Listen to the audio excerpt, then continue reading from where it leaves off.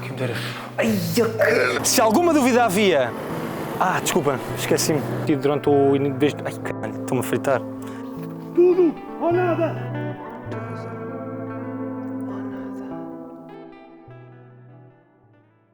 João, antes de mais, obrigadíssimo nesta fase de campanha. Imagino que tenhas uma vida muito ocupada.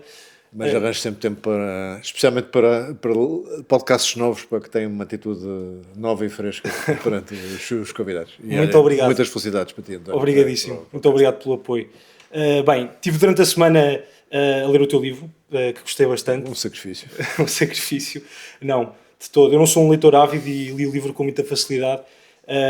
E pensei estive a pensar estes dias todos como é que vou fazer a introdução, como é que vou fazer isto e aquilo, mas uma das coisas que tu dizes várias vezes no livro é que a vida ri-se muito de quem tem planos. Por isso achei que devíamos fazer uma coisa mais informal, só ter uma conversa sobre ideias. Sei que concordamos em muitas, mas aquilo que queria começar era, e uma coisa que tu falas muito no livro, é a formação do teu pensamento político. Sim. Como é que se dá a tua formação do teu pensamento político? Na verdade, essa é a premissa do livro, porque isto é uma Exato. série desta editora Zigurate, que é do Carlos Vaz Marques, que está convencido, ou pelo menos eu acho que ele está convencido, que as pessoas acreditam no que acreditam, politicamente também, se calhar outras coisas, por causa daquilo que viveram. E, portanto, pediu a pessoas de várias orientações políticas, ligadas a vários partidos, começou pelo Pedro Tadeu do Partido Comunista, e eu sou o segundo. Parece que já está identificado quem vai fazer o porque sou conservador, e depois ele queria alguém para fazer o porque sou social-democrata, acho que ainda não encontrou. Portanto, destas pelo menos 4 grandes correntes de pensamento, vai ter pessoas a explicarem como é que aquilo que lhes alcançou na vida poderá ter moldado o pensamento político. Eu acho que o Carlos Vaz Marques tem alguma razão na premissa, mas depois, como tu verás, e se calhar concluíste na leitura do livro, há coisas que provavelmente têm mais a ver com a tua própria personalidade e tendência.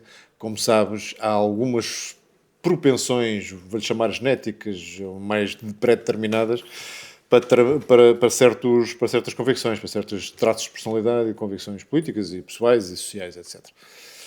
Portanto, eu alinhei com a premissa, ok? Porquê? Porque era-me particularmente difícil falar e escrever sobre mim próprio. É uma coisa... Não é muito meu género.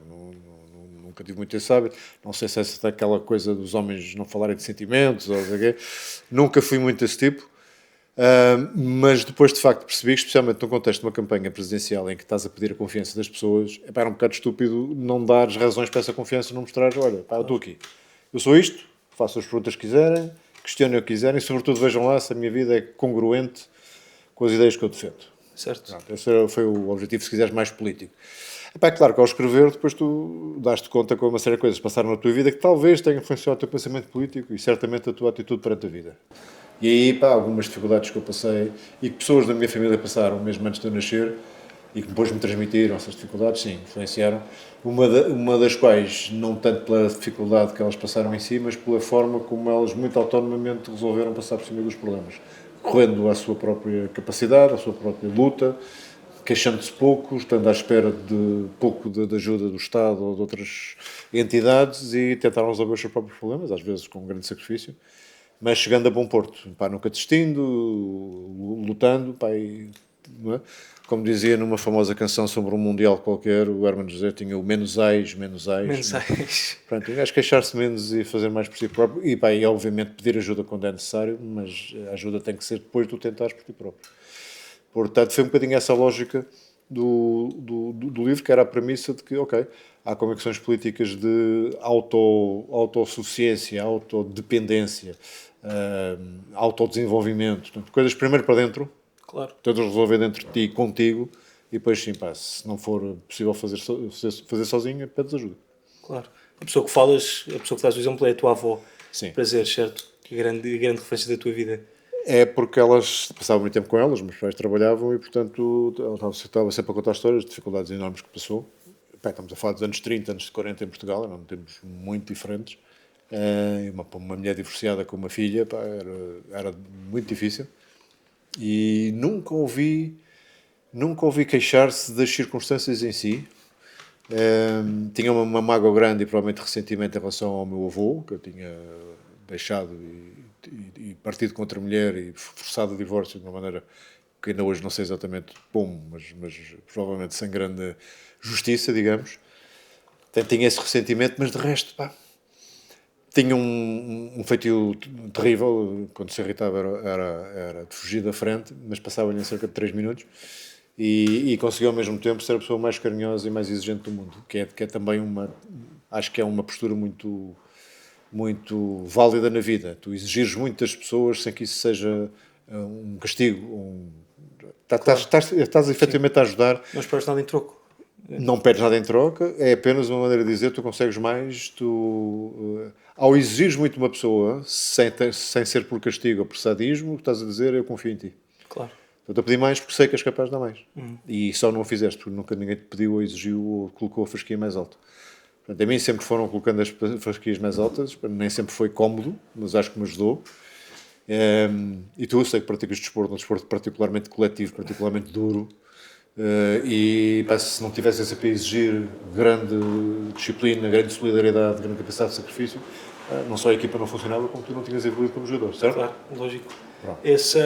Uma das coisas que tu falas no livro, e agora passamos aos capítulos à frente, mas podemos voltar atrás, e acho que é relativamente ao MBA, ao Lisbon MBA, é que vocês queriam criar uma identidade, uma certeza nos alunos que eles podiam fazer muito mais do que aquilo que, Sim. do que aquilo que conseguiam. Tens toda a razão, é uma relação direta do que eu aprendi mais novo, que depois tentei implementar aqui no curso. Envolvi-me no Lisbon MBA quase por coincidência, porque encontrei na altura o diretor da Nova, que era o José Ferreira Machado, ainda estávamos em Campolide, porque eu também fiz um MBA semi-nova, semi-católica.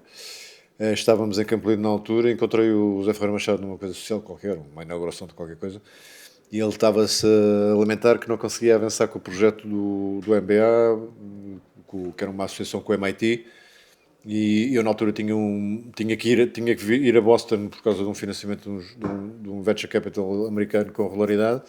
E o pai ofereci-me, eu tenho que lá ir de 2 em 2 meses, eu faço a ponto porque tenho hábito de falar com eles e tal. E foi aí que me comecei a envolver, depois envolvi-me mais, porque achei graça a criação do MBA, e a abordagem era marketing pura. Havia, não me lembro do número, mas também 700 MBAs na Europa e 900 nos Estados Unidos, na altura. E eu pensei, o mundo não precisa de mais um MBA, de facto. Também não precisa de mais um podcast e cá estamos.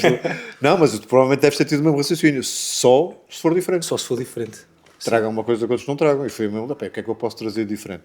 E como nessa altura já tinha uma vida profissional longa e tinha recrutado muita gente e às vezes me tinha enganado, e aqui comecei a perguntar o que é que eu procuro mesmo em alguém que anda a recrutar. E depois dependia muito das funções, obviamente, mas havia uma coisa que era comum a todas, que é, preciso de alguém que se adapte facilmente. Porque a única coisa que tenho certo é que estou a recrutar alguém para fazer uma coisa hoje e aquela indústria, ou aquela função, ou aquele mercado pode ser rapidamente transformado por um desenvolvimento qualquer. Certo. Um novo concorrente, uma nova tecnologia, uma nova ameaça, uma crise económica, qualquer coisa. Portanto, a capacidade de tu te adaptares é a característica, a partir de determinado nível de gestão, não muito alto, a partir de bastante cedo, começa a ser a principal característica. Esta pessoa adapta-se bem a uma mudança. Adapta-se, domina, não bloqueia, não panica, reordena as variáveis, reaprecia a coisa e parte noutra direção, mas com a mesma convicção que é capaz de fazer bem, que não é a mesma coisa que fazia na semana passada ou no mês anterior, é uma coisa nova, mas adaptou-se.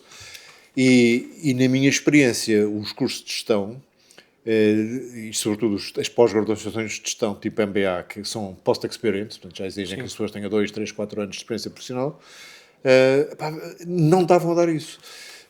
80 e tal por cento dos candidatos eram das áreas da economia e da engenharia, pouca gente fora destes domínios, portanto ciências exatas ou ciências sociais quase exatas, muito, muito quantitativas, muito rígidas, com um desprezo quase total por teorias da motivação, por formas de tomada de decisão, por motivações dos consumidores, por coisas assim mais chamadas soft.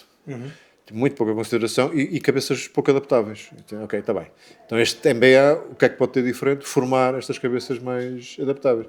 Mas se elas vinham muito formatadas, para as reformatares, a primeira coisa que tinhas de fazer era desformatar. Mandar tudo abaixo. Sim, tu achas que és um gajo, estás nesta caixinha de eu sou engenheiro civil, né? Portanto, se me puserem a fazer poesia e o panico, não. Se calhar não. Tens dinheiros a escrever poesia? Sim, fizemos coisas muito melhores. Portanto, a primeira coisa que fizemos, pá, se era para desfazer, tinhas de ter uma parte curricular que não podia ser normal para fazer essa tal desconstrução. Guardámos as sextas-feiras sem aulas, só com elementos do que nós chamámos o Friday Forum, que eram muito diferentes entre si, não havia duas sextas-feiras iguais, mas muitas delas eram claramente disruptivas. Eu lembro-me de irmos para casas de fado com os estrangeiros, que havia 40% a 50% de estrangeiros, e depois eles tinham que, só ouvindo e sentindo aquilo que... eles não percebem nada do que os fadistas estão a cantar, mas percebem que aquilo é muito intenso. Então tinham a fazer umas letras em estrangeiro, lá nos ingleses, nos alemães e nos suecos deles, letras para fado. Ficavam coisas extraordinárias. Outra coisa que se fazia com muita graça era pedir, suponho tudo, uma sexta-feira às 9 da manhã, pedir que até sábado à hora do almoço fizesse um vídeo de 5 ou 6 minutos sobre a figura histórica favorita, este em grupo. E estamos a falar dos idos de 2010 ou assim por aí, 2009, e não havia esta facilidade de pegar num telemóvel e editar, legendar, não, portanto, isto era tudo com gravadores de vídeo, fade-ins, fade-outs não havia, pôr banda sonora em sincronizar era um castigo, legendas está quieto, portanto era tudo difícil, mas eles das 9 da manhã dessa sexta até a hora do almoço de sábado, primeiro passavam a primeira hora, basicamente, tipo galinhas tontas à volta que vamos fazer, só para escolher a personagem histórica entre eles já era um castigo, e tinha a sua graça. E depois alguém, as câmaras nós facultávamos, depois alguém, vou buscar aquele livro a casa, ou vou ver na internet não sei o quê, a vida de não sei de quem, e como é que se faz, como é que se grava assim, e como é que se grava a preto e branco, e como é que se faz uma coisa, e como é que se faz um flashback, e como é que se põe um cartão. E a verdade é que à hora do almoço, muitas vezes, à hora do almoço de sábado, muitas vezes sem terem dormido de sexta para sábado, pareciam coisas absolutamente extraordinárias e o debrief não era nada sobre as figuras históricas, é dizer, vocês aqui há 28 horas estavam em pânico, tinha sociedade do encargo, não sabiam mexer nisto, não sabiam gravar a primeira coisa, não sabiam como é que haviam de começar, e o que é que aconteceu? Tinham necessidade, uma pressão de tempo, tinham uma equipa certa, que se sentir ajudou, e foram ganhando confiança nas vossas próprias capacidades. E agora vejam o que vocês conseguiram fazer, que há 28 horas achavam incapazes de fazer. E saíram vídeos muito giros, com esta técnica que havia na altura, com a capacidade que havia na altura, absolutamente extraordinário. Portanto, isto para dizer que a coisa mais importante que podes ganhar ao longo da tua vida, para parte do teu componente profissional, e se calhar não só, é esta capacidade de saberes que aquilo que aprendes hoje se calhar vai ter uma utilidade muito limitada no tempo e vais ter que aprender outras e reaprender outras e desfazer aquilo que é. E, portanto, aplicar sempre a mesma fórmula para resolver problemas que vão mudando não vai funcionar. Sim, especialmente em 2025 em que não quero estar a escrever uma cena muito, muito pessimista, mas vendo aquilo que é a evolução da inteligência artificial, não sabemos o que é que vão ser os trabalhos daqui a 5, 10 anos. Há as profissões que vão desaparecer, outras vão aparecer, algumas se vão alterar, não desaparecem, mas alteram-se. Portanto, ainda mais é necessário teres capacidade de ver no meio dessa mudança constante e cada vez mais rápida onde é que podes continuar a fazer diferença e a fazer coisas que tu gostes. Quer dizer, não é só uma pessoa de ser útil para terceiros, tens de te sentir motivado, porque senão não dura muito tempo. Muito bem. Diz-me uma coisa, tu falaste no Lisbon MBA, e isto é uma coisa que acontece ao longo da tua vida, 40 a 50% dos alunos eram estrangeiros, tu estiveste sempre em meios muito internacionais, Escola Alemã, LSI, etc, etc. Podia enumerar, agora no Parlamento Europeu, obviamente. Diz-me, quanto da tua vivência, quanto é que tu sentes que melhoraste em estar com tantas pessoas de diferentes nacionalidades e culturas, e quanto é que tu percebeste o que os portugueses eram bons convivendo com essas culturas? As duas coisas, percebi as duas coisas, que aprendi muito com os outros e que nós somos bons. Não me pergunto se é exatamente como e quando, que é daquelas coisas por osmose. Portanto, tu só sabes que estás a aprender de repente quando és influenciado às vezes pelas coisas mais pequenas, ou pela pontualidade de uns, a ética de trabalho de outros, a maneira de vestir de outros. A pessoa sem querer é influenciado, mas só notas depois de várias pequenas mudanças, pequenas influências, de repente notas que estás diferente. E os portugueses serem bons, o que é facto é que em ambientes nesses internacionais que falaste, sempre vi portugueses a destacarem-se. E comecei às tantas a ficar com a noção de que aquilo era estatisticamente improvável. Quer dizer, a quantidade de vezes que eu ia, olha, no MIT encontrei isso, no INSEAD encontrei isso, passava e ia falar com os diretores ou com os deans de lá, e à porta há sempre aquelas coisas, dean's list, dos 10, 20 alunos mais notáveis daquele ano. Estava sempre em português. Uma coisa inacreditável. Isto não é sequer normal para a percentagem de portugueses que deve haver nesta escola ou nesta. Destacávamos sempre. E imensa gente nas empresas com quem contatei lá fora e que tinham saído de Portugal já há tempo, mas eram portugueses, tanto portugueses como eu, que eram bons. E isso fez crescer em mim a ideia: espera aí, se nós somos bons, e não quero com isto dizer também somos melhor que os outros, atenção, mas, se somos bons, se nos destacamos com uma certa facilidade, porque é que não fazemos o nosso próprio país? Porque é que aquilo às vezes parece uma coisa um bocado... Uma coisa que me dá muitas dores de cabeça. Enrola, pois, parece que enrola um bocadinho. Porquê? E eu achei que, pronto, a única conclusão possível, se as pessoas são as mesmas, se a genética não muda, é o ambiente de negócios, o ambiente social, o ambiente cultural, que está a limitar os portugueses darem o seu máximo no seu próprio país. Portanto, mais um motivo para achar que temos que alterar as coisas que aqui nos estão a limitar, e que em parte são culturais de atitude, não é? Aquela coisa de aversão ao risco, de ter medo de errar, de estigmatizarmos quem já tentou e falhou, etc. Eu lembro-me que uma vez estava em São Francisco a tentar financiar um projeto numa grande empresa dessas de financiamento de startups, e fiz o pitch, achei que estava a correr bem, e às tantas um dos senhores pergunta-me: have you ever gone bankrupt? E eu todo contente diz: não, nunca, por acaso não, até agora a coisa correu tudo bem. É pá, uma pena. Sério? É uma pena, porque é nos momentos desse tipo de dificuldade que para se vê a capacidade de uma pessoa voltar a tentar, a coisa aprende-se imenso com os erros, e eu achei aquilo muito estranho primeiro, depois percebi que realmente tinha razão. Portanto, esse tipo de ambientes mais exigentes, mais competitivos, mais abertos, mais preparados para a mudança, mais dinâmicos e bolientes, são fantásticos para o tipo de temperamento português, se não tiver neste caldo mais, vou dizer medíocre, porque acho que não há outro nome. Sim. De aceitares, ficares, desde que estejas bem, consigas almoçar fora uma vez por semana. E, se o sol estiver como estava hoje. Sim, o tempo está bom, dá para um surfzinho, dá para uma coisa, dá para beber duas olas e a vida é perfeita. Nada contra se for esse o teu estilo de vida, mas depois não podemos ter grandes razões de queixa quando não tens recursos para sustentar os serviços públicos que são essenciais para manter a mínima dignidade de vida das pessoas, não? Quando não consegues organizar um sistema educativo em condições. Como sabes, eu também tive aqui alguma relação com o lançamento do campus de Carcavelos, que estava nessa altura envolvido na Nova e no esforço de angariação, e na equipa que depois o Pedro Santa Clara liderou. E nessa altura a ideia já era essa: vamos fazer uma escola muito internacional, muito aberta, onde, penso que és testemunha em primeira mão, se sente uma certa... em tudo, uma certa ambição saudável, não é? Querer fazer um bocadinho melhor do que se fazia, ou que se faz noutras escolas.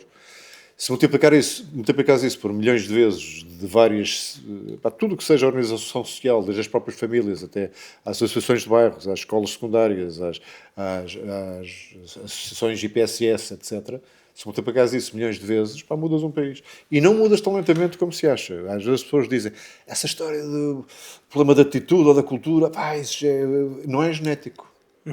Não é genético. Se fosse genético, nós lá fora não fazíamos o sucesso. Sim. Portanto, é uma coisa de ambiente mesmo. E os ambientes mudam muito mais depressa do que o que se imagina se os incentivos estiverem lá. E se os desincentivos desaparecerem. E isso depende muito das ações políticas. Por isso é que eu acho que é importante estar na vida política, porque é o único sítio. Né? Podes andar aos tiros e à bomba também. Sim. Há países que mudam assim. Não é a minha escolha. A minha escolha é mudá-la através da reforma das políticas dentro do mesmo sistema, e aí tens de estar na atividade política para mudar esses incentivos a seres um pouco mais dono do teu destino, e não achares que os outros têm que fazer por ti antes de tu tentar. Acho que é esse o caminho. Olha, voltei à história da minha avó. Fazeres por ti antes dos outros tentar. O ponto é esse. Volta sempre à avó. Ou à avó, ou à mãe. Volta sempre a alguma coisa muito, muito, muito, muito básica. Assim. A base é essa. Mas ainda bem que falaste sobre isso, especialmente tu, no contexto da Nova. Eu costumo dizer aos meus amigos, Eu tenho um contraste grande. Eles, quando virem, vão achar engraçado. Sou filho da nova FCSH, eu tirei Ciência Política e Relações Internacionais na nova FCSH. Não me alinho muito com as ideias da escola, mas gostei muito da universidade, mas gostei muito de lá andar. E pronto, agora estou a fazer esta experiência na nova SB, o mestrado. E de facto isto não parece Portugal. Esta universidade, aquilo que eu estou habituado, aquilo que é os serviços públicos em Portugal, aquilo que é a nossa percepção do próprio país, a rigidez que tu falaste, a falta de inércia, a aversão ao risco, e na nova SB vive-se mesmo um ambiente de ambição. Sim. E dá para ver que o nosso país pode ser... há um fervilhar, não é? É um fervilhar. Um fervilhar permanente.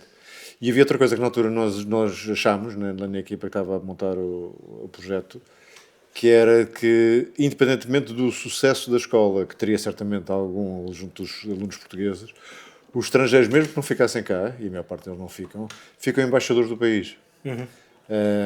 Portanto, do ponto de vista da projeção da imagem de Portugal, e estamos a falar, eu não sei quantos estrangeiros têm permanência aqui no campus agora, mas eu diria uns bons 1000. Sim, alguns. E, portanto, esses voltam para os seus países a dizer coisas boas, não só da escola, mas do país, e tenho a certeza, se chegarem a posições de responsabilidade no futuro próximo, e se Portugal tiver na lista de opções para fazer um investimento, ou para instalar alguma unidade, etc., olharam para isso com muito mais bons olhos do que se nunca tivessem cá passado. Ficam embaixadores disto. Portanto, é uma forma de projetar também a imagem de Portugal, que eu acho que é importante. Se trabalhaste no turismo de Portugal, dá para ver. Mas é um bocado isso. Acho que o turismo pode projetar a imagem do... Ao limite, tu pretendes sempre que as coisas resultem, mais tarde ou mais cedo, na subida do bem-estar geral. Certo. Que é um misto de material, para as pessoas ganharem mais, terem mais oportunidades de emprego e de se sentirem melhor. Portanto, dou importância às duas coisas. Acho que o material é muito importante, porque enquanto tiveres fome ou frio ou incapacidade de resolver um problema de saúde, etc., não vais pensar nas outras coisas mais... É um bocadinho como a pirâmide de Maslow, penso que ainda se ensina, não ensina? Ainda não cheguei lá. Pronto, há uma hierarquia de necessidades. Primeiro satisfazes a fome e o frio, não sei o quê, depois satisfazes em níveis de outro tipo de necessidades culturais, etc., depois integração social, depois no pico da pirâmide tens uma coisa que o Maslow chamava self-actualization, que é um palavrão mais técnico de psicólogo, que ele era psicólogo, no fundo significa autorrealização. Que para ele só podia existir quando tu criavas por ti próprio. Portanto, tu tens que sentir, o ser humano tem que sentir que deixa uma marca, e as marcas, por definição, são aquilo que é diferente em relação ao que existia, portanto, quase por definição, são sempre criação de alguma coisa. E a criatividade aqui no sentido mais lato, da criação de alguma coisa nova, pode ser a criação apenas de uma nova maneira de fazer uma coisa antiga. Portanto, certo. E só aí é que o ser humano se realiza. É uma visão muito interessante, que também informa as minhas convicções políticas, que é do género. Se queres que as pessoas acabem a autorrealizar-se e a satisfazerem-se, tens que lhes dar espaço para elas arranjarem forma de fazerem a sua vocação, aquilo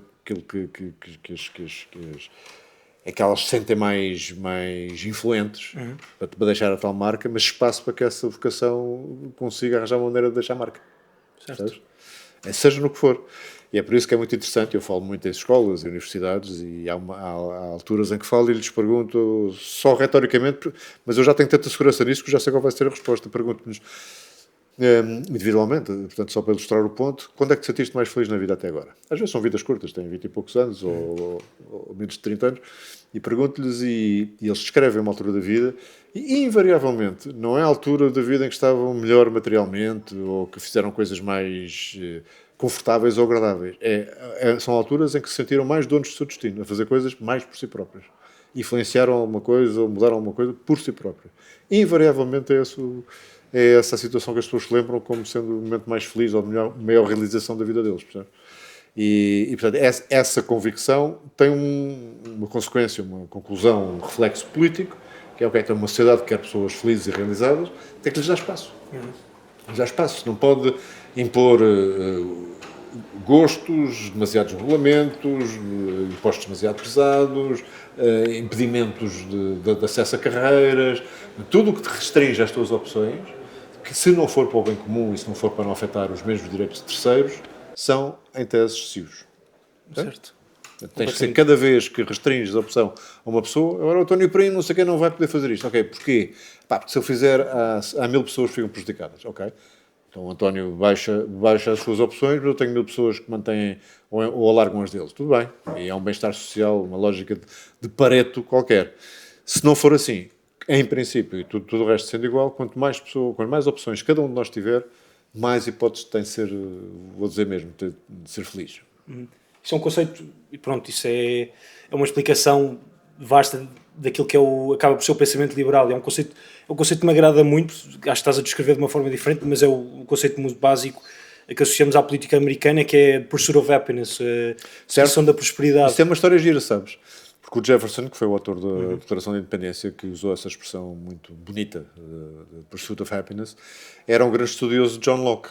Certo. E o John Locke tinha uns anos antes escrito que, à boa maneira dos liberais do princípio, que eram assim mais maximalistas, dizia: os governos só devem existir para assegurar os direitos naturais das pessoas, aqueles com que as pessoas nascem. Todo o resto as pessoas vão resolver por si. Os direitos naturais o que é que eram? Life, liberty and property. Life, liberty and property. E depois houve logo uma discussão à volta daquilo, porque o property era parte o governo para defender a propriedade e o John Locke explicava, não, property no inglês do século XVIII não era estate, esse sim era património. Property era tudo aquilo que era teu, a parte material, com certeza, mas também aquilo que era teu do género das suas aspirações, certo, os teus sonhos, as tuas vontades, também faz a tua property. Depois tem uma discussão lá entre os académicos e alguma coisa, o John Locke chegou a clarificar isso. O Jefferson sabia desta discussão e desta clarificação e disse, não vou usar a mesma coisa para não gerar a mesma discussão e, portanto, substituiu property por pursuit of happiness, porque era essa a lógica mais, digamos, mais ampla do conceito de property que o Locke tinha usado. Portanto, por isso é que ficou life, liberty and the pursuit of happiness, que eram os 3 direitos naturais na versão jeffersoniana. Mas é isso. Tu dizes que é uma visão liberal, mas é assente numa concepção da natureza humana. Que é que eu acho todas as ideologias, e até se queres, até todas as teorias assim mais gerais, de gestão, ou de seja do que for, devem ter concepções da natureza humana na sua base. Porque dirige-se a pessoas, precisas motivar pessoas, dependes de pessoas para realizar, vais afetar a vida das pessoas, portanto tens de ter uma concepção do que é que faz mexer uma pessoa. E por isso é como falei no Maslow, e não só, há outros, em que na minha concepção tu não consegues ser feliz se não fores livre. 100%. Ao limite. Sim. É isto que eu estou a dizer. E por isso é que a liberdade passa a ser tão importante, não por um bem político em si, mas porque é um pré-requisito para a possibilidade das pessoas serem felizes, que cada um será feliz à sua maneira, uns tendo muito dinheiro, outros tendo muito tempo livre, outros tendo muito reconhecimento social. Isso já não me interessa. O critério é teu. O que é que te faz feliz? O critério é teu. Mas tens de ter possibilidade, dentro da sociedade que queremos montar, de cada um perseguir a sua felicidade à sua maneira. Seja lá qual for, percebe? E em muitas das nossas sociedades modernas é muito difícil algumas dessas...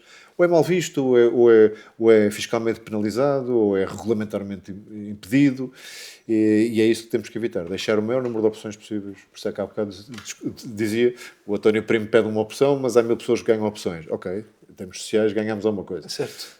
E é um bocadinho isso que na política, lá tomo senso, e depois complicando muito, porque os temas depois são todos tecnicamente mais complexos, mas é isso que se deve tentar fazer. Isto que eu estou a fazer liberta ou oprime as pessoas, em termos do número de opções que têm à sua disposição. E a resposta de uma pessoa virada para este tipo de concepções que eu te estou a dar vai ser sempre, se aumenta opções, bom, se diminui opções, bom. Por falar em libertar e oprimir, e já que estamos a falar, já que eu introduzi o tópico dos Estados Unidos, uma coisa que me faz muita confusão é a relação neste momento, que eu sinto cada vez mais distante, entre a União Europeia e os Estados Unidos. Não distante no sentido de termos a administração de Trump neste momento, ou da administração de Biden ser mais alinhada com os ideais europeus, distante mesmo em termos de crescimento. Há um vídeo famoso teu, viral, que nós no início do século tínhamos mais ou menos o GDP per capita, o PIB per capita dos Estados Unidos, e agora estamos 60% a 80% atrás. Isso vai muito com exatamente com isso que estás a falar. Por algum motivo nós na Europa, e especialmente em Portugal, que é capaz de ser nesse aspecto dos piores da Europa, gostamos muito de oprimir, gostamos muito de limitar. Porque é que tu sentes que nós temos... Porque é que sentes que isso está na nossa natureza? Ou será que está, enquanto europeus? João, podes só pôr um bocadinho mais para a frente o micro. Esse só mais para cá, às vezes está um bocadinho. Exato, perfeito. Okay. Tá bom? Obrigado. Não acredito que seja uma coisa genética, até a maior parte dos americanos são segunda, terceira, quarta geração. Sim, claro. Portanto, não sei quantas gerações tens de recuar para encontrar uma maioria de americanos que eram imigrantes. De facto, o crescimento da população na América tem-se feito muito mais por afluxo de pessoas do que por natalidade dos que já lá viviam.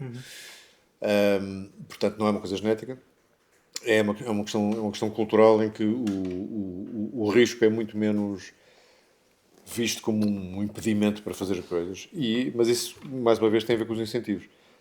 Se quando arriscas e falhas és considerado um pária social e a tua reputação vai por aí abaixo, se isso acontece, tens muito pouca vontade de arriscar, claro, para começar, e de voltar a arriscar ainda menos, não é? Quando o risco, como eu te explicava há bocado de uma interação que tive, é visto como uma oportunidade de aprender, e de, ok, não interessa o número de vezes que cais, interessa que as vezes que te levantas sejam pelo menos uma vez mais do que as vezes que caíste. Isso é uma boa máxima. Passas a ter um incentivo diferente e uma atitude diferente perante o risco. O que acontece depois é que quando tens uma cultura assim, ela torna-se atraente para pessoas com a mesma atitude em todo o mundo, nomeadamente aquelas com mais cabeça. Portanto, eu quando falo muito dos PIBs e dos PIBs per capita, do crescimento económico, eu não estou muito preocupado, ou não estou diretamente preocupado com a parte económica e quantitativa do fenómeno. Estou preocupado com o impacto que isso tem depois na capacidade de atrair outras pessoas ou de incentivar essas pessoas que já viviam nesse sítio para serem mais dinâmicas e mais adaptáveis, como dizemos ao princípio. É isso que me preocupa. Quando deixas de ter crescimento económico, deixas de ter oportunidades suficientes para as pessoas sentirem que vale a pena fazer alguma coisa com mais ambição, com mais risco de falhar também, mas com mais habituação à mudança, com tudo isso que tem feito e tem que continuar a fazer o mundo moderno e adaptável em que nós queremos viver. Portanto, é por isso que me transtorna. Mas, mais uma vez, não acho que seja uma coisa genética, tem a ver com o ambiente. Eu não sou particular adepto de muitas das soluções políticas que nos Estados Unidos têm feito caminho, mas sou muito adepto da noção de que cada um deve ter a possibilidade de ter as tais opções abertas e usá-las como quiser, desde que não prejudique terceiros. Na Europa fizemos um bocadinho ao contrário, porque estamos aterrorizados, e crescentemente isso, também por via do envelhecimento e por via do caldo de cultura que se gerou, porque a esquerda foi hegemónica em muitos países durante muito tempo, de que o sucesso é uma coisa que só pode advir da diferença de oportunidades à partida, ou da injustiça e do aproveitamento da fraqueza de outros à chegada. Não há o mérito aqui, é secundário. Não é porque tu trabalhaste mais, porque tiveste melhores ideias, porque estiveste disponível para sacrificar alguma coisa, de arriscar mais. Não. Isso foi sempre interpretado. Portanto, aquilo que se chama às vezes aquela inveja social é o reflexo disto. Às vezes é automático. Não, o gajo ele tem isso, mas ou herdou, ou roubou, ou aproveitou-se do amiguismo político qualquer, etc. Eu não estou a dizer que isto não acontece, atenção. Claro. Não pode ser a atitude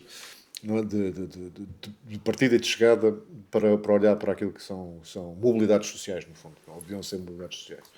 E, portanto, não acredito tanto que isso seja uma coisa genética. Acho que os europeus têm cedido mais a uma coisa que é humana, mas que é profundamente errada e prejudicial, que é tu valorizares muito mais aquilo que vês do que aquilo que ainda não vês.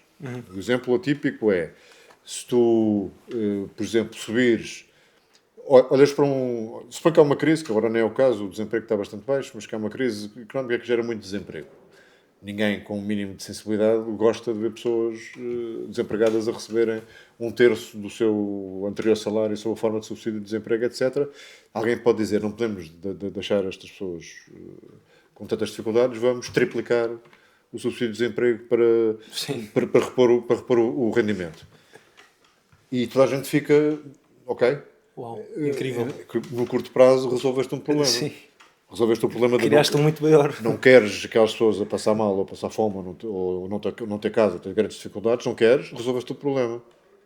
Não estás a ver o filme, tens visto a fotografia, resolveste. No filme, estás a criar uma série de problemas de sustentabilidade desse sistema de Estado Social, de desincentivo à procura de emprego.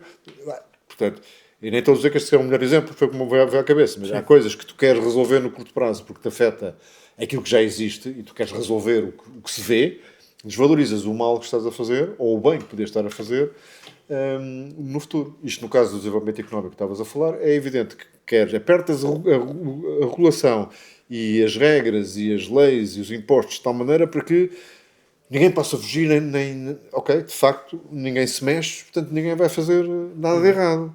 O problema é que não nascem 100 empresas, das quais 20 pelo menos podiam estar a fazer coisas fantásticas, a gerar emprego fantástico, a pagar salários fantásticos, mas como não vês o que não aconteceu, dupla negativa, não é? Se não tivesse feito, tinham aparecido. Mas como eu acabei por impedir, nunca chegam a aparecer, eu não noto a diferença. Claro. Mas estive a fazer muito mal, muito pior do que o problema que comecei a resolver ao princípio. Sim. Portanto, isto é humano. Tu valorizares mais o que vês do que não vês.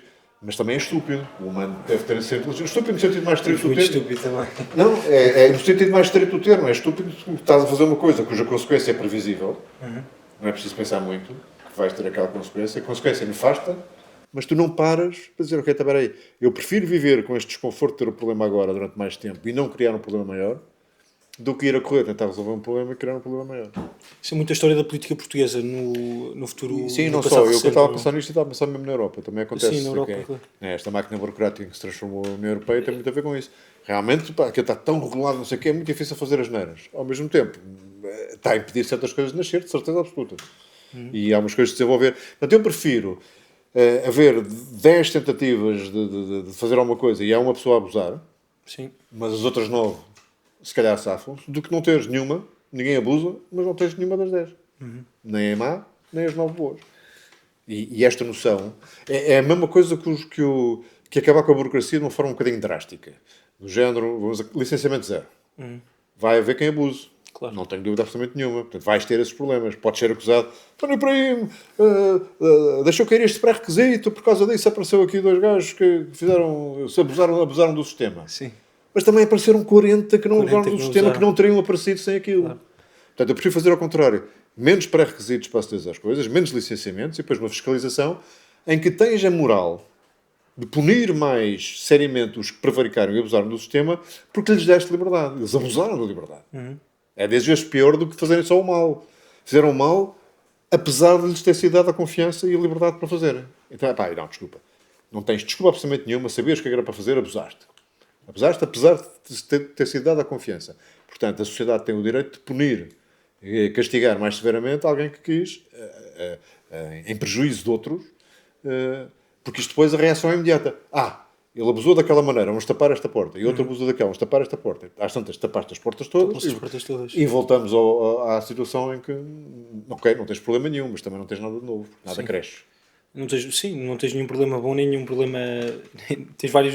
Aliás, tens o problema como um todo, mas não há novos problemas. A falta de problemas acaba por ser um problema. Exato. Mas é isso, é uma coisa que me faz muita confusão. E claro que há esperança no sonho europeu, só que faz muita confusão tentar perceber como é que a Europa se tornou este bicho de 7 cabeças, esta máquina burocrática que, por exemplo.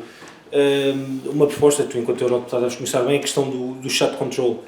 Saímos um bocado da questão económica, mas a questão do chat control. Sim, é o reflexo disto que estamos a falar. É algo absolutamente draconiano. Como é que é possível nós estarmos sequer a falar de uma proposta destas? Porque estão a usar, e eu aqui tenho que dizer com todas as letras, uma abordagem tipicamente da esquerda pós-moderna, neomarxista, que é, pega num problema real e tenta encontrar uma solução que ela própria resolve mal o problema real e cria outros, não sei quantos problemas. Porquê? Porque parte sempre da lógica dicotómica de que há qualquer coisa que está sempre em relação de poder e não pode conviver. Sejam raças, sejam géneros, agora já não são as classes sociais, porque esse paradigma pode voltar, porque a mobilidade social também tem reduzido muito.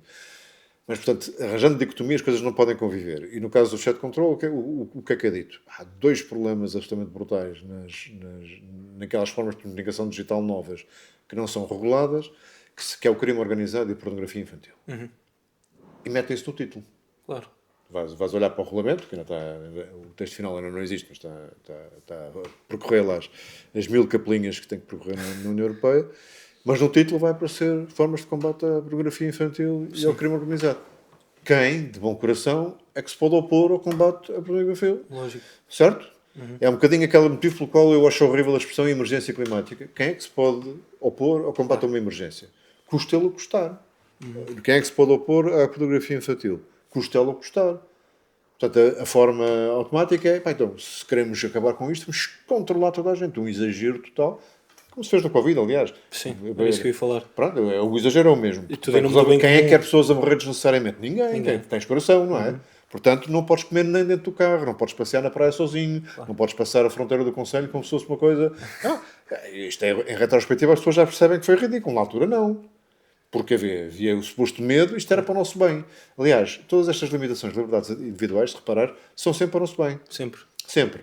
Portanto, à partida, tens dificuldade em começar a contestar, mas isto não será demais, és logo visto como... Não, tu és um empecilho no caminho para o bem comum. Sim, negacionista. Sim, és nacionalista, és, não sei, és um libertário, Sim. és um louco, és um irresponsável, não sei o que mais.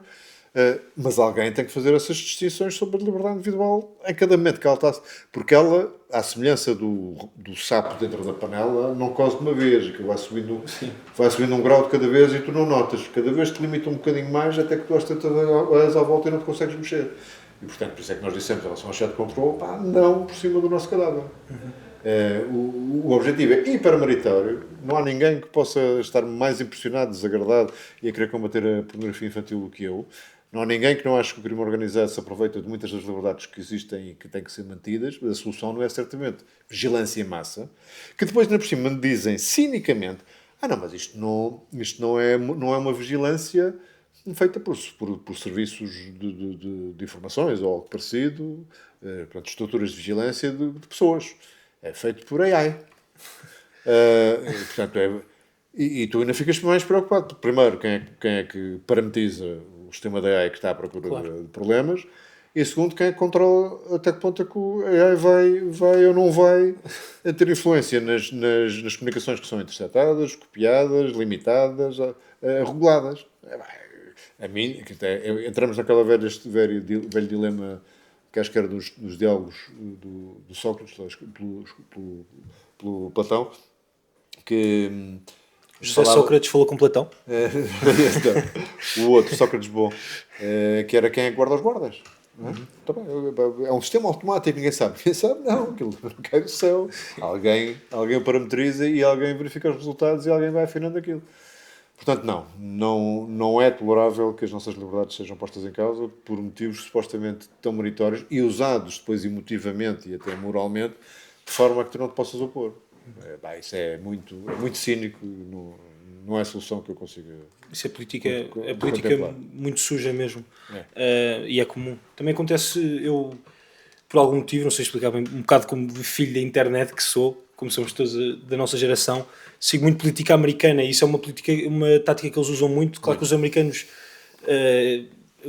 exageram sempre um bocado, mas eles têm o hábito de fazer estas bills gigantes, eles chamam Omnibus Bills, que metem tudo e mais alguma coisa e depois é tipo um congressista rejeita uma coisa ali no meio. Sim, por exemplo, he rejected the pay raise for soldiers e o objetivo da bill era criar um AI data center no teu quintal. Aconteceu isso agora com a Big Beautiful Bill. Sim, com a Big Beautiful Já não lembro Bill. qual foi havia ali uma disposição qualquer que deu grande discussão, que era um pormenor dentro do pormenor. Aliás, a proposta tinha umas 600 páginas, portanto, aquilo tinha lá tudo mais ou menos dentro. Eles nem os conseguem ler. Ninguém consegue entender aquilo e, como tu dizes, tem coisas completamente desconexas lá no meio. Portanto, sim. O que lá está, que depois dá origem a tais trocas e negociações entre partidos, às vezes nem sequer entre partidos, entre representantes e senadores, em alguns casos, são coisas nitidamente postas para a troca. Mas pronto, a política americana tem muitas especificidades, tem uma particularmente má, que os americanos deixaram de tentar alterar, que é a influência do dinheiro na política. Sim. A partir do momento em que tens campanhas caríssimas e que o financiamento é 90% privado, tiras um ónus ao Estado de estar a financiar campanhas políticas, pode parecer uma coisa boa, mas cria um género de dependência e mais um estilo de campanhas que se presta muito pouco ao esclarecimento e a política nos Estados Unidos está tornada espetáculo no sentido mais... sempre foi mais espetacular e mais superficial que noutras latitudes, mas agora está exclusivamente espetáculo. Mesmo esta eleição do Mamdani em Nova Iorque, se tu pensares, que foi feito por soundbites, por espetáculo. Ele é um grande performer. Pois é. É um grande performer e saiu-se bem. E os opositores, diga-se de passagem, os Cuomos da vida eram um pouco Isso Eram pouco recomendáveis e pouco pouco excitantes. Mas recomendáveis. pronto, teve mérito em ganhar. Mas aí está uma das... Como outros candidatos que começam muito atrás e depois acabam a ganhar, não é? Com outros Sim. poderás estar um dia a ter no teu podcast. Tenho a certeza que sim. Isso acontece e é mérito dele também. Mas para dizer que o discurso político fica muito, não só polarizado, mas fica muito estúpido, sobretudo, muito superficial. Muito. E um bom exemplo disso, agora na eleição de Nova Iorque, há 5 anos tínhamos o Trump, Trump e companhia a dizer-nos que o Cuomo era o diabo e que violava e acontecia, e eu acho que o fez mesmo, e que era um monstro, e agora temos a apoiar. Temos E agora a dizer vai custar o financiamento ao Estado de Nova Iorque, à cidade de Nova Iorque, neste caso, porque o Mamdani. Mas viste a recepção do Trump ao Mamdani na Casa Branca, que parecia um sketch, não é? Pois é. Muitos memes que estão a surgir por causa disso. A política americana de tanta polarização e de tanto espetáculo e superficialidade, depois transforma-se nesta coisa que é. Já ninguém leva a sério. Já ninguém leva a sério, sim. Mesmo cenicamente, eu sempre nunca percebi o presidente lá sentado na secretária do. Não é do Endeavour, do quê? Do Invincible? Aquela secretária é feita com a madeira de um navio qualquer. Portanto, não sei, por acaso não sei. Agora não me lembro. E está lá sentada nessa secretária e o convidado está em pé. Pá, é estranhíssimo. Aquele cenicamente. Pelo menos levantou-se para o Cristiano. Estavam os dois de pé. Essa é outra. Bem, estamos a viver numa situação. É a melhor saída política americana, que essa nos dá muitos problemas. Uma comparação, tivemos agora a fazer esta comparação Estados Unidos-Europa. Outra comparação que eu gosto muito de fazer, que também me causa alguma angústia, é a comparação Portugal-Espanha. Não obstante Espanha ter vários problemas também, e está agora a passar por alguns, eu olho para a Espanha como um país verdadeiramente avançado, até um país de outliers, eu diria. Os espanhóis, quando investem na cultura, é para ser os melhores, quando investem no desporto, é para serem campeões do mundo. E eu vejo retrato de um país onde vários dos meus amigos fogem para a Espanha, mal têm a oportunidade, fogem para Madrid ou para Barcelona, tenho vários a viver lá. E eu queria te perguntar, porque é que achas que nos últimos 30 anos, ou não sei de onde é que vem este atraso, 40, 50 anos, nós acabamos as ditaduras mais ou menos ao mesmo tempo, porque é que achas que Espanha conseguiu crescer tanto relativamente a nós e nós não tivemos a capacidade de ter uma visão a longo prazo, que é algo que tu falas bastante também? E não acho que tenha sido por ação dos governos de Espanha. A Espanha tem uma organização territorial autonómica, e as autonomias têm tido um papel grande no fomento da atividade económica e da coesão social em Espanha. Portanto, é um caso de regionalização bem sucedida, certamente desse ponto de vista estás a falar, embora, como também tenhas dito, gera outro tipo de problemas. Viu-se nas cheias do ano passado. Sim. Na comunidade valenciana que havia uma grande facilidade de encobrimento de decisões autonómicas por parte de responsáveis políticos que tivessem mesmo acordo do governo ou que tivessem acordo em frente da oposição, que enfim, naquele caso não era bem a mesma coisa. E portanto este também cria esse tipo de problemas, mas o que é facto é que tem favorecido o desenvolvimento económico espanhol. Mas o principal fator para mim não é esse, é o facto da Espanha ter tido sempre uma atitude bastante mais desempoeirada e ambiciosa em geral, eu diria mesmo antes da democratização em 75, e com ter utilizado muito bem, bastante melhor que nós, aquilo que foram os seus territórios imperiais. Certo. Portanto, as relações com a América Latina que a Espanha conseguiu manter deram-nos muitíssimas vantagens, não só do campo diplomático da política internacional, mas também na economia. As grandes empresas espanholas que depois alavancaram o crescimento de uma série de outras empresas médias no seu encalço, como prestadores de serviços ou parceiros, beneficiaram muito do mercado latino-americano como um todo. Estamos a falar já de perto de 800 milhões de consumidores. E mesmo sem a criação de mercados, digamos, alfandegaramente neutros e muito livres, mesmo antes disso, aproveitaram muito bem. A Telefónica não seria o colosso que é hoje sem o mercado latino-americano. Claro. Não é? A Repsol não seria o colosso que é hoje sem o mercado latino-americano. Portanto, pode-nos dizer que são indústrias digamos, do século passado, algumas delas pouco transacionáveis. Está bem. Mas, no caso da Repsol, até reservas, portanto, até desenvolvimento upstream de reservas foi possível fazer. No caso da Telefónica, são serviços, esses são transacionáveis, e a língua comum aí facilitou loucamente. Agora, tem que se dizer que, isto digo com a cara muito séria e já o tenho dito publicamente também, que Espanha está neste momento a viver num problema de Estado de Direito mais grave que o da Hungria. Certo. Como é de sinal contrário, as pessoas comentam menos, mas é gravíssimo o que se passa em Espanha. Eu não me lembro de em lado nenhum, mesmo nas ditaduras mais totalitárias, de um procurador-geral ter tido de se demitir porque se chegar à conclusão de que se provou que andou a perseguir, neste caso, uma responsável autonómica do partido da oposição na Comunidade de Madrid, por motivos políticos. Portanto, inventou uma acusação, um inquérito, para intimidar, condicionar a Isabel Ayuso. E isto é o 10º ou 15º caso nos últimos 3 anos, dentro deste tipo de influência, até à corrupção. Corrupção pura e dura, com os detalhes mais horrendos que possas pensar, utilização de prostitutas para aliciar determinadas decisões, determinados responsáveis, tudo o que possas... Internacionalização da marca Pinto da Costa. Sim, depois aquelas coisas que parece que é dos filmes, mas não, passa-se na realidade e passou-se em Espanha, e no meio disto sempre, Pedro Sánchez, que basicamente constrói, porque não tem maioria absoluta, constrói uma rede de influência para se manter no poder, em que vende bocados da soberania de Espanha e da integridade territorial de Espanha, incluindo aquele escandaloso amnistia dos responsáveis pela insurreição na Catalunha, não tem o nome, que é uma coisa vergonhosa. Portanto, isto para dizer, o sistema político em Espanha está podre, e Pedro Sánchez não se vai embora sozinho, e empurrado, temos que esperar por eleições em que o povo espanhol se farte desta situação. De facto, é absolutamente intolerável, e é muito mais grave que os órgãos de comunicação cá dão eco. Mas no meio disto, de facto, tens razão, que a economia evoluiu mais que a nossa. Portanto, nem na circunstância de termos mais estabilidade política, mais integridade territorial, se calhar temos tantos casos de compadrio como nós temos lá.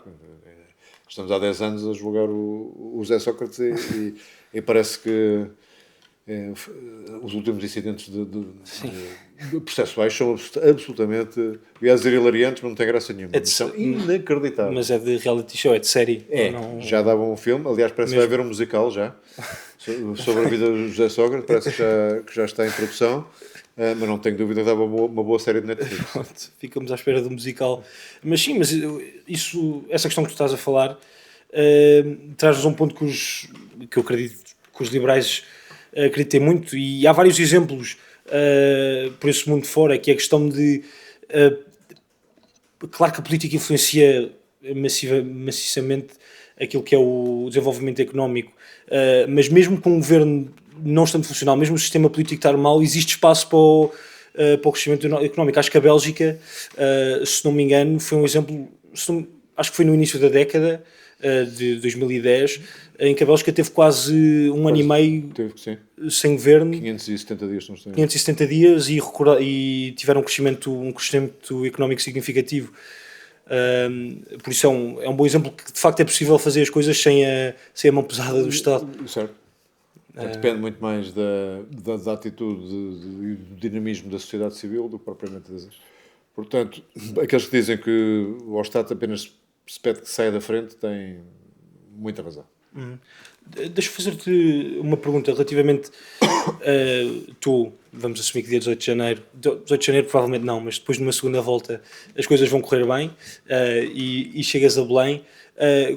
Tu, tendo as opiniões políticas fortes que tens, como é que as consegues separar para ter uma política institucional? Excelente pergunta, porque cada vez que tu, na tua vida, se te propões fazer alguma coisa, tens que definir muito claramente quais são os teus objetivos e quais são as regras do cargo, digamos assim, do jogo, se preferires, que estás a aceitar.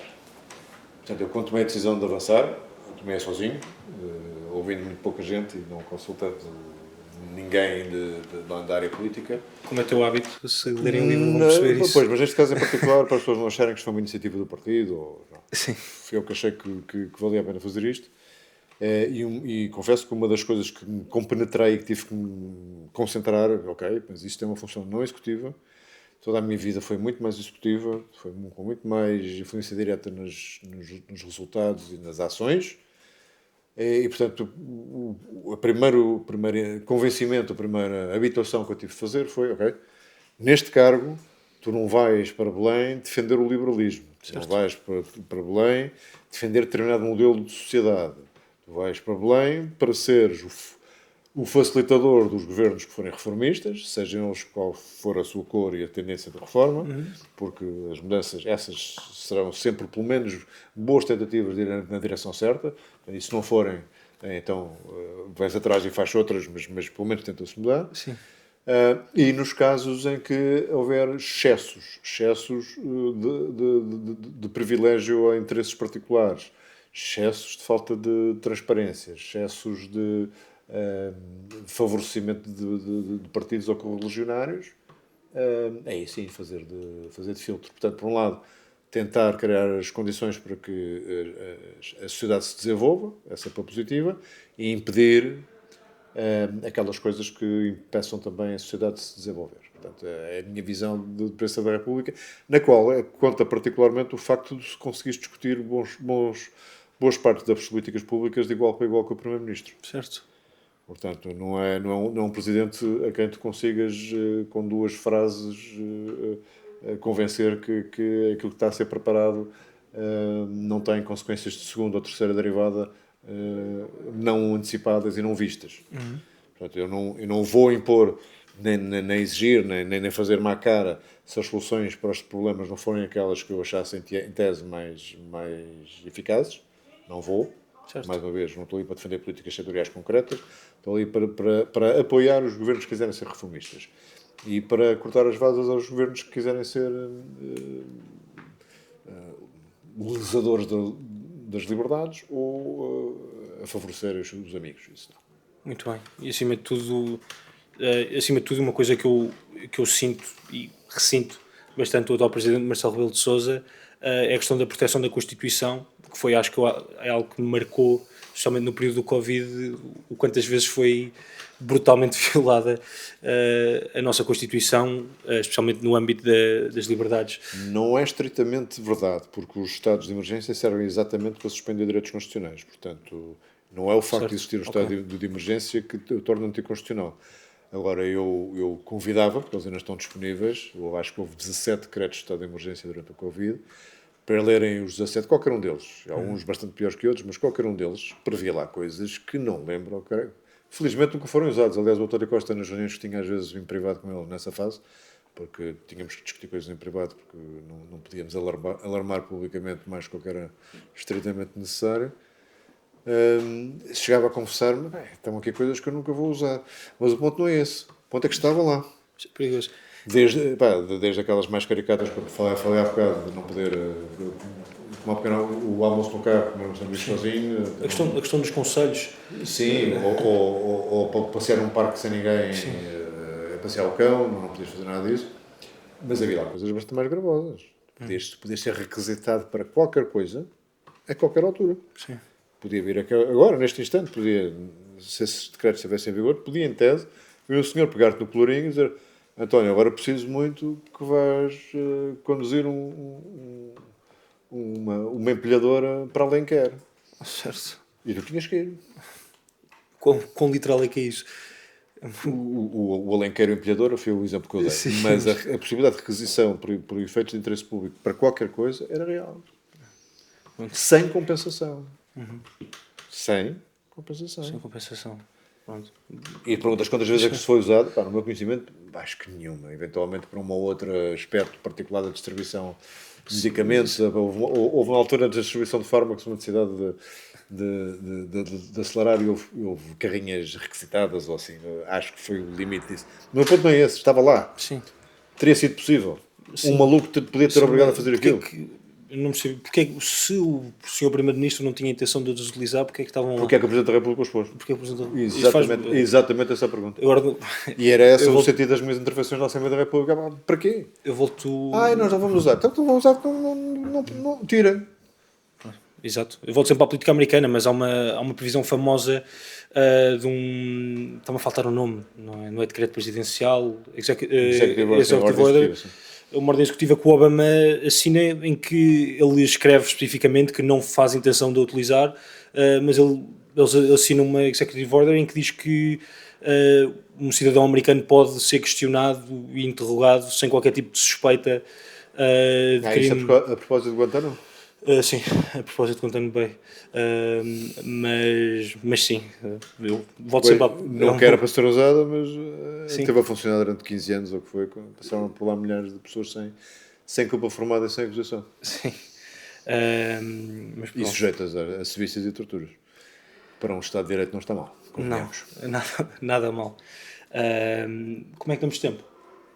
Não era agora. 1 hora? Pronto. Tá bem ou... Tá, mais um bocadinho. Não muito.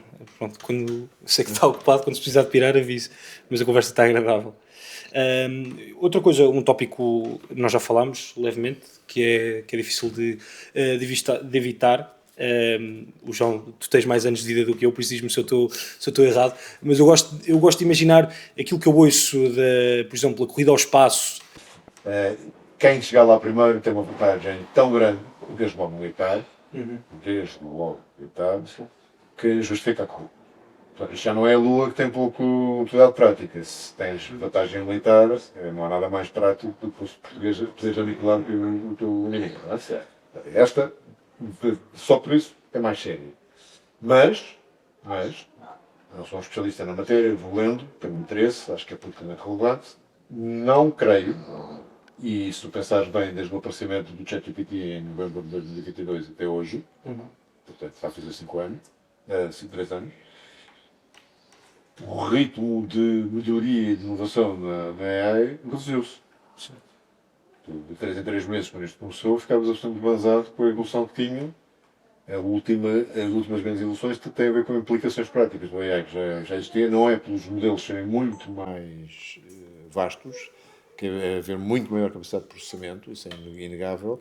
Estamos a acelerar a capacidade bruta de processamento, mas o output não está a melhorar exponencialmente como no primeiro ano e meio. Sim. Não sei se tinhas dado conta disso. Só nas fotografias é que... Sim, ia dizer isso. Os SORAs da vida, ou coisas, aplicações concretas de vídeos criados por AI, músicas criadas por AI, há coisas... Mas essas porque começaram mais tarde, essas também vão esgotar as possibilidades destes LLMs relativamente cedo. Ou seja, não estou a querer chegar a que começo a acreditar, mais uma vez não sendo especialista, que esta não é a via para chegar à AGI. Ok. Não sou o único. Há uma senhora que eu já tentei falar dela 2 ou 3 vezes, nunca me lembro do nome, tenho que pesquisar e fixá-lo de uma vez por todas, que era fundadora e acionista e administradora da OpenAI, portanto, colega do Sam Altman, que se zangou na altura que eles deixaram de ser uma non-profit pura, e tanto quando houve aquela saída, entrada, reentrada do Sam Altman, foi a altura que ela saiu da OpenAI, dizendo exatamente isso. Eu não acredito que esta abordagem de cada vez mais poder em cima deste desenho que estamos a fazer dos modelos de linguagem vá conduzir à AGI. Eu sei como é que se faz, diz ela. Ok. Eu sei como é que se faz, não diz a ninguém. Mas com base na sua reputação e nesta visão que tem de uma coisa diferente, conseguiu levantar 4 ou 5 bis. Eu um dia gostava de dizer como ela, com base na minha reputação, levantar 5 bis. Ninguém sabe, portanto, os investidores que lá meteram essa fortuna absoluta não sabem exatamente como é que ela vai querer fazer. O que eu estou a dizer é que há uma abordagem diferente, e se calhar dela também funciona, não funciona, e haverá outra. Portanto, não estou a dizer que não se vai lá chegar, mas estou a dizer que esta corrida, em que estão ambos na mesma... Ambos, China e Estados Unidos, entende-se? Estão ambos em vias paralelas, com a mesma lógica. Portanto, a única coisa que o DeepSeek conseguiu foi através de uma forma de learning e de treino bastante mais eficaz. É no treino que está a diferença do DeepSeek, que conseguiu, em tempo e em investimento, reduzir muito o custo de criação e manutenção e de melhoria de um modelo de linguagem. Mas independentemente de ser esta a via ou de vir a haver outra, essa corrida vai-se manter e a Europa aí não tem de facto hipótese nenhuma, partindo de onde parte, estando onde está. E mesmo antes do AI Act, por exemplo, nós temos a campeã europeia da AI, é uma empresa francesa chamada Mistral. Certo. Não é um mau modelo. Ok. Acho experimentar, acho comparar. Eu volto também faço isso, pego nos vários modelos que já têm aplicações públicas e faço o mesmo prompt para ver como é que eles se safam em termos de tempo e de qualidade. Não é mau. O Mistral não é mau. Acontece que houve ali, não sei, talvez há um ano, uma pequena hipótese deles conseguirem ser uma espécie de campeões europeus dos motores de linguagem e isso, entretanto, ficou completamente ultrapassado, acho eu. Pelo menos não tenho ouvido nada em contrário e perdeu um bocado a corrida. Não acho que a Europa tenha papel de desempenhar nos motores de linguagem. Mas, contudo, porém, à semelhança da corrida ao ouro na Califórnia, em que quem ganhava dinheiro não eram propriamente os prospectores, eram os vendedores de picaretas. Certo. Aqui, se calhar, também não são os operadores, criadores, treinadores e montadores dos modelos de linguagem que vão ganhar dinheiro, são os que, em cima desses modelos, montam os chamados agentes. Ok. Os agentes, no fundo, não são mais do que modelos de linguagem mais pequenos, não é? Especializados em determinadas tarefas, determinadas disciplinas, determinadas áreas, determinadas coisas. E aí, nós temos na Europa alguns nichos de expertise em que podes ter os agentes mais bem-sucedidos e que têm muito mais valor comercial direto. Se houver um agente de AI para organizar a vida de uma universidade como uma SBE, organizar a todos os níveis, curricular, administrativo, gestão de instalações, para fazer aqui uma coisa, ter uma espécie de conselho de administração em agente, em AI, em AI agent. Se houvesse isso, percebes? Alguém com expertise, ou capacidade de introduzir expertise que já foi gerada aqui em Carcavelos, por exemplo, se calhar a partir logo com um avançozinho e se escalasse com suficiente velocidade podia ter possibilidade de fazer o cornering ou pelo menos de ter um avanço suficientemente grande nesta disciplina no mundo inteiro. Portanto, os agentes é uma coisa onde eu acredito que a Europa tem uma hipótese. E dentro da Europa, Portugal. Se preparar para isso. Se favorecer o aparecimento desse tipo de coisas. Portanto, porque mesmo agentes da AI precisam do ambiente certo para serem desenvolvidos, treinados, aplicados, etc. Portanto, não é só uma questão de fé, vamos lá ver se alguém aproveita isto. Não. Se achas que há espaço, portanto, eu se calhar não sei o suficiente para ter a certeza disto, mas se achas que há espaço, e se alguém tem a certeza, então vamos perceber quais seriam as coisas que podiam dificultar isso e removê-las já. Ok. Desde as dificuldades de instalação até a existência da capacidade de processamento, até fosse o que fosse, não sei. Acreditas que vai acontecer? A história não me ajuda a ser muito otimista. Mas sou otimista em relação a isto e por isso digo tantas vezes a campanha que se tivermos a inteligência de olhar para a frente, em vez de ser só para os pés, e se estivermos preparados para as coisas, se olharmos para ela com atenção e nos prepararmos para as coisas, nada disto que eu estou a dizer é propriamente astrofísica de hipercomplicação disruptiva. É só com as ferramentas que hoje existem, é relativamente fácil tu tomares proveito e tirares proveito dessas inovações para utilizações específicas tipo agente.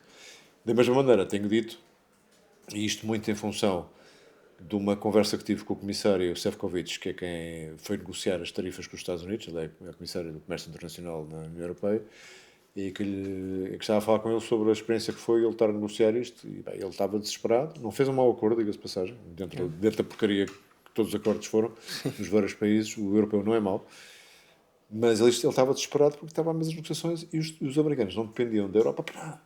Para nada. Ok, se quiseres comprar uma Birkin bag de Hermès, os franceses têm que estar disponíveis para vender, ou uma garrafa de champanhe, ou de vinho do Porto, tem que ser daquela região, tem que estar disponíveis para vender. Mas não me parece grande pressão diplomática dizer, agora não vos vendo vinho do Porto. Não parece. Ao passo que não há medronho para ninguém. Exato. Isto agora estás a ver os americanos agora. Ao passo que eles podem dizer esta tecnologia não partilho, estas plataformas de comércio eletrónico, outro qualquer não partilho, esta tecnologia militar não partilho, a rede de satélites, a Starlink ou outra, ou o GPS não partilho, de repente, não é? Portanto, a Europa tinha uma série de dependências, as terras raras da China, se a negociação um dia for com a China também é uma fonte de pressão. Portanto, nós chegámos a um ponto que, deixando de inovar, e portanto, sendo apenas forte nas indústrias tradicionais e não há outro serviço, deixamos que as dependências que os outros têm nossas sejam relativamente fáceis de ultrapassar. Enquanto que as nossas, relativamente aos outros, são quase impossíveis de ultrapassar e muito impactantes na tua vida do dia a dia.